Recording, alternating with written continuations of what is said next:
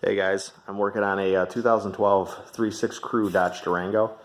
I had the issue with the blend door on the driver's side, not switching over from heat to AC. Mine was stuck on full heat. The rest of the vehicle had heat and AC working just fine, but the driver was stuck on full heat. This is kind of a compliment video, just a quick go through. Pat Medina had put up for his 2011 or 12 Jeep Grand Cherokee. Matthew Shadwick had put up for a 2011 Dodge Durango. And Anthony Lee also had a 2011 Dodge Durango. His was on the passenger side, though. I ended up running into the exact same thing that Anthony had, except on my driver's side, my blend door was melted shut. The rubber seal had on the plastic of the door had adhered itself to the plastic housing and the shroud. And so therefore, when I went through and pulled down my felt liner, that's right here at the bottom. And again, that's the other piece you got to come out. This is the vent shroud where the heat and AC come out. Had to pull those two out. But when I pulled out that felt liner, the spider gear, which this is my replacement here, but these top spiders right here, those top gears, they broke right off, and they were just sitting down here on the floor. As soon as I pulled that felt liner out, they just fell right to the floor. Okay, well, at least we know what our issue was. This is what was left of that gear that was still up attached to the actuator. You can see, again, those spiders are missing. Well, anyway, so I knew right away what the issue was. Got up there, and as far as tools went, I followed kind of the same thing as Pat and Matt had done. Pat with the Grand Cherokee had kind of opted to get a ratchet bit driver off of Amazon for like $7. I went the same route that Matthew did with his Durango, and he ran over to Lowe's and just picked this thing up for like $12, $13. And this is an offset one where the style that Pat had was just a straight style ratchet. I don't know if it really matters. I kind of at points thought the straight might have been nicer, but for the sake of getting the job done right away, I went ahead and just went and bought that offset one, and it worked just fine. As the guys did, I took my T20 bit, which in this case came in the kit, and ground it down. You can see I ground it down pretty darn good there. And that worked just fine for my bottom screw. When it came to my top screw, though, I used that bit and started backing everything out. Well, I ended up running to the back of the housing for the air, for the vent, and now my ratchet driver was stuck up there along with the damn screw stuck halfway out, and I could not reach that little selector to change it over to redrive the screw back in. Could not, with a light or a screwdriver or anything, get up there and flick that little bastard. So what I ended up doing is I was so far backed out, I ended up just kind of hoping and praying and pulled the thing out and just kind of pushed and pried against everything and got it to come out. I'm sure it kind of tore at the plastic and nylon and stuff along the edges right there, but it did come out. Putting everything back together, as far as this goes, I'm going to skip a step. Putting it all back together, the biggest thing I ended up having was the bottom screw, of course, went right back in, no problem, no drama with that bit, but there was no way I was going to get that top screw back in as far out as it had been. So what I should have had in the first place to even back that top one out is another T20 bit. As you can see, I have it ground essentially down to next to nothing. That gave me just... and it could have been ground down even more. Maybe you would do that on your end right here instead of on the other end. But I didn't want to mess with the grinder, getting that all screwed up and trying to get it to fit back into the screw, and so I just took it all off at the end. But that ended up making the big difference. It gave me just enough clearance to get that top screw in and out. So I would suggest you have at least two of them. One ground down for the bottom one, and one down to a nub for the top. If you try to use that one for the bottom, it's actually not long enough, so you kind of need both. So be ready to sacrifice one or two of your T20 bits. But my biggest problem ended up being, like I had said, was, as Anthony had on that passenger side on his 11 Durango, was the blend door again was welded shut. And you could clearly tell when I pulled everything out.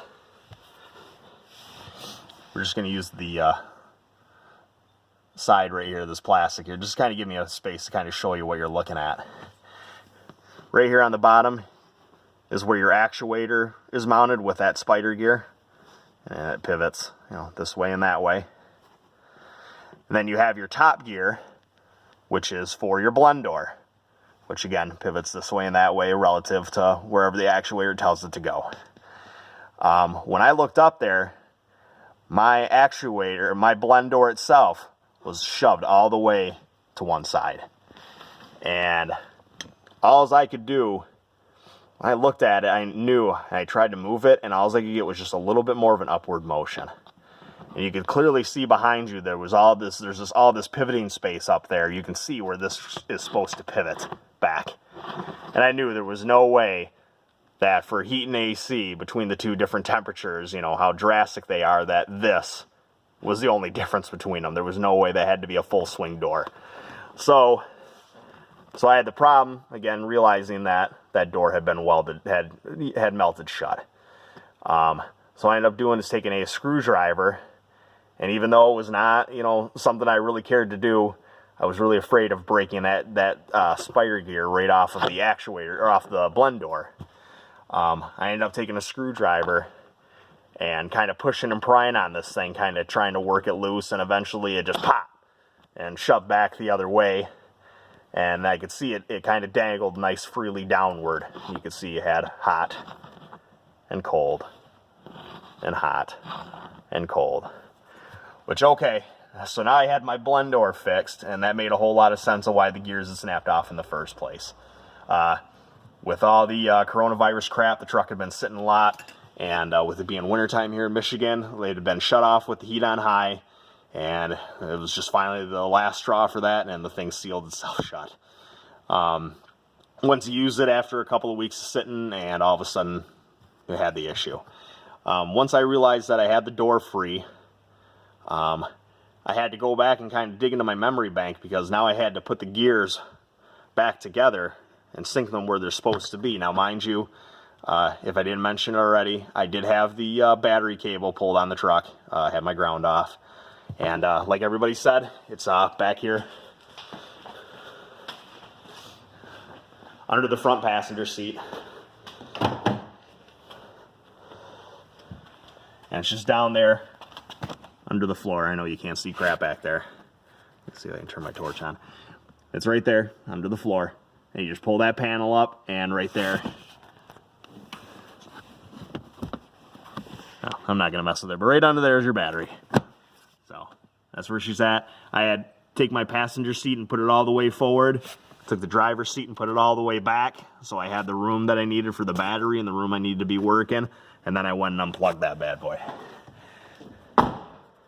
You have to unplug it anyway, because after you put everything back together, the actuator needs to be quote-unquote recalibrated. The dealer's probably going to try and charge you 80 or 100 bucks to do that. And as the guys had already said before in the other videos, all that really amounts to is just unplug the battery. I unplugged the battery again simply because I was going to be down under there, all the wiring and stuff. I didn't want to take a chance of anything, so better safe than sorry, and setting off my damn airbag or something. I just disconnected the battery. But meanwhile, doing that also resets the actuator. So when you put everything back together and you hook the battery back up, actuator is recalibrated, and you don't have to go to the dealer and mess around with that. But, so what I had to make sure of, though, going back to what I was saying, now that I had my blend door freed up, and again, you could open and close that hot to cold, when I put this new gear on the actuator, I had to remember where I shut the truck off, what the air was set at, and I hope to the best of my memory that I recalled that I had left it on low AC, 60 degree or low. Well, now mind you, again, that had been fully locked into hot. So your actuator motor is shoved back here for the cold setting, because I had mine on cold. And again, meanwhile, this thing's shoved into hot. So once I freed that up, I now had to make sure when I put this gear back on the actuator that it was leaned over this way into its full cold setting. Now, getting this free dangling blend door now to be at its cold setting, that was kind of a pain in the ass. I don't know if you have to do that, but I would assume you do. Those gears are probably got to be meshed up in sync so they do the full swing. Because if one is up in this position and the other one is swung over here, obviously when you reset everything and get everything back up, you're going to be limited in how far your gear can turn, and I'm assuming that's going to mess up. It's either going to start stripping, breaking, popping things, you're going to burn up the actuator, or the temperature's just not going to be right. So I wanted to make sure that those two were synced up to each other and what it last was. And again, my actuator was set to low, cold, 60-degree setting. So now I had to take that blend door that was nice and free and shove it up into my cold setting. And I just kind of lodged a screwdriver in that location, which did not stay very well. Think of anything you can to lodge that SOB. You got to make sure that it's something that you can pull right back out. Because once you put that actuator up and in, and you sync these two together in that direction, you got to be able to pull that back out. So once I did that, and had both of these things for sure, I knew they were both at their cold setting. Managed to get that stupid top screw back in, which again was a huge pain in the ass. That alone right there that's worth a 30 pack. That's worth $400 on its own. God, that was a pain. I probably spent 2 hours just dicking around with that top screw. Once I had that dealt with and had everything back together,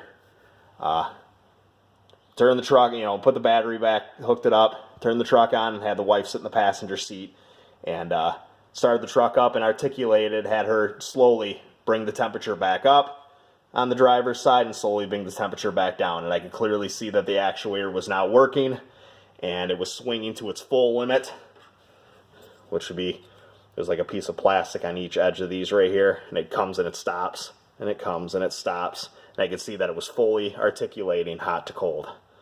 So I knew that we had our problem fixed, and could see that it was reacting the way that it was supposed to. You could feel, obviously, that, after the truck ran for a couple of minutes, I had heat and I had AC.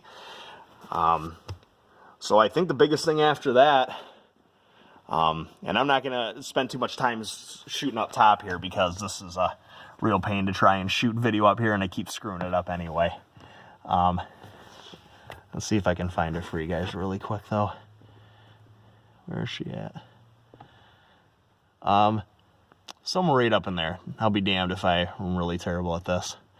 But just as Pat had said, the actuator it's right above the gas pedal. If you put your finger on the gas pedal and look straight upward, it's up there.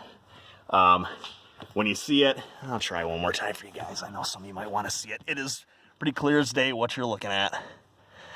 Oh, there she is. That's why I'm way over the wrong side of the truck. There she is, right there.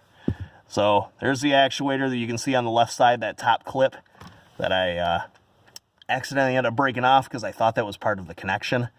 And it turned out that is not part of the connection. That is part of the housing for the actuator. So do not tear that off. I think Pat or Matt mentioned it. Where that green wire is, where the green and blue wires in the connector go in to the male to female, there is a red clip that attaches right there. Pull that red clip out, and then you're able to reach your hand up there and disconnect that from the actuator. I was sitting there trying to pry on that, more of an old school style connector, and I thought when you pulled up on that, the whole thing would come free, and that was not the case. That is, again, the housing for the actuator, and just broke one of the tabs off. It'll be just fine, ain't too worried about it. I got to put that red clip back in yet to hold that connection together, but even then, probably don't even need that because it seemed to snap in just fine, no problem. And that is, excuse me, that is about the gist of it, guys. It is definitely a pain. I know one of the guys said 2 or 3 hours. I think another one said 3 or 4. Well, I consider myself decent at this stuff. I am maybe just a top engine, brake service kind of guy. I'm not a guy who can tear down engines and trannies, unfortunately. But it'll take me, and mostly based because of that damn top screw, it took me about 4 hours. So call the dealer, find out what they want, and you can decide what your labor cost is to you. But when you really look at it at the end of the day, for me, it was a, dollar spider gear. That was really everything that was wrong, and then you're going to spend hundreds upon hundreds of dollars of labor while those guys completely dissect under the dash of this truck. I don't know how far they tear the dash out, but it was more than enough. I figured it was going to end up probably costing several $100s, if not more. So I guess at the end of the day, it ended up being worth my time. I've learned a lot from it, so if I have to do it again, which I'm sure I will because they're known for it, hopefully I'll be a little bit better prepared next time. I ended up going on a Sunday, so I couldn't go to my dealer. I ended up going to my Advanced Auto and just getting the doorman repair pieces. And this is the actuator itself, 604045, which I ended up not needing. I'll take that back, but that was for the door. That was about 30 bucks. And then right there, that's your gear, 926133. And again, those were about 30 bucks, but you do get 2 in a pack, because originally that kind of threw me off. So it's about 15 bucks a piece. When I called my dealership earlier to see if I could save a couple dollars, they told me one gear was like $15.60. So, all right, so I got a second one for the next time around. I'll just have it spare as a backup, and I won't have to dick around going out and getting one, because I'm pretty sure I'll be back in this boat again. So that's what I end up doing. Best of luck to you guys. I really hope this video helped a little bit, gave you a little bit of different knowledge. I'm not one to check my email or YouTube much, but if there is any questions you guys have, try to send me a message on there, and hopefully I can get back to you about it. If not, again, watch either Matthew Shadwick with a Durango, Anthony Lee with a Durango, or Pat Medina's got a Grand Cherokee. Thanks, guys. That helped out quite a bit. It got me started on this, and it got me brave enough to even deal with it. So let's just call this a 4th or 5th compliment video, and hopefully with all that, you guys have the information you need to get it done. So I'm sure I'm missing a couple of things, but those were probably my biggest issues, was finding out why the gear broke off, which again for me ended up being the blend door being melted shut. Getting access in and out, tearing out the actuator and putting it back into that damn top screw, which again was that ground down T20, ended up finally making the difference. And again, making sure where my the actuator was shut off at, where the gear was in place to the door. So I wanted to make sure that those were set right when I started everything back up. If you're getting ready to do this, I guess the easiest way to do it is either put your shit to full blast heat or put it to full blast cold, so at least you know that the door was one way or the other. I wouldn't want to play with any of the middle settings and kind of setting exactly where the door should be relative on the gear. So yeah, set it's either full cold or full heat, and turn your spider gear on your actuator according to that, because it's a keyway. It only goes on the actuator one way, but it's the blend door you got to make sure lines up to that. So best of luck to you guys, and we love this Durango. It's been really good to us. Actually, we've had it for about 62 or 63,000 miles, and several years now, and we've really loved it. So it's one of the first problems I've ever even had with it, so I'm willing to tolerate. I'm at 131,000 now, and for a 3.6, it's done me really good. And I've got a 4,000 pound Jayco camper outside. You probably can't see through that window, but she's out there, and I don't necessarily say this is good for the hills, but for flat land in it, she gets along just fine, and we still take 80 miles an hour all-wheel drive, 25 miles a gallon every other day. So I like it. Be patient. Give the thing some love, get it fixed, and get it back out there. Good luck, guys.